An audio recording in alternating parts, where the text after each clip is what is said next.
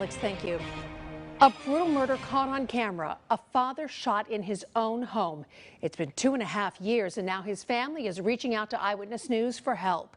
Chief Investigator Eric Rosales joins us live with their desperate plea for closure. Eric. Well, Ken and Catherine, Francisco Acosta was a father of 4 daughters, grandfather to more than 30 grandchildren. He spent his life working hard as a truck driver for Harris Ranch.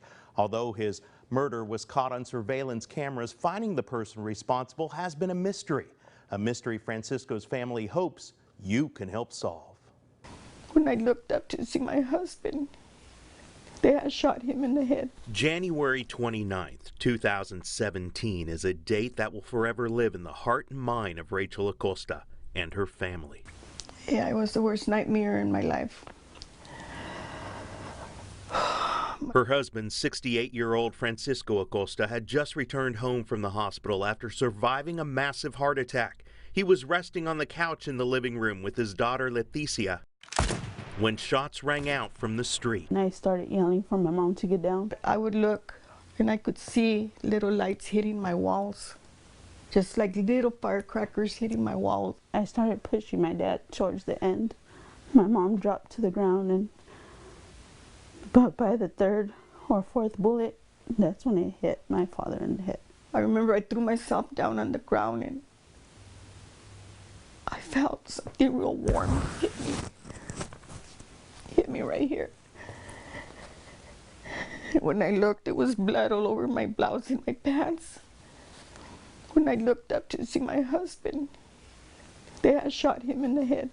After the bullet stopped, Rachael knew her grandchildren would come running to help, so she immediately covered her husband. I just grabbed his little blanket that I used to cover his legs with and I threw it on top of him. I didn't want my grandkids to see what I had seen.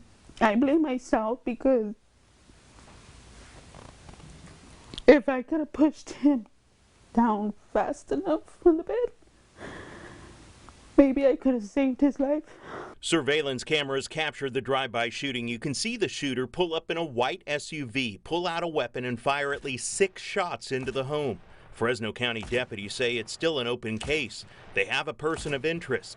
Deputies say 22-year-old Jose Ramirez is a person they want to interview. We were able to make contact with the vehicle and its occupants, which turned out to be relatives of Mr. Jose Ramirez. We interviewed them. We also advised them that we wanted to contact Mr. Jose Ramirez. The days went by and we never made contact with Mr. Jose Ramirez. But since then, more than 2 years later, Ramirez is nowhere to be found. Mr. Acosta was a longtime member of the Huron community. He was very well liked in his community, and definitely what happened to him, he did not deserve. On the house itself, you can still see white repair patches where the bullets went through the walls. Family members say that they've had the opportunity to leave, but they don't want to because they feel his spirit is still here. You don't forget. You don't. The pain's there, and I don't know if it'll be there for the rest of my life, but it's there, like if it was just yesterday.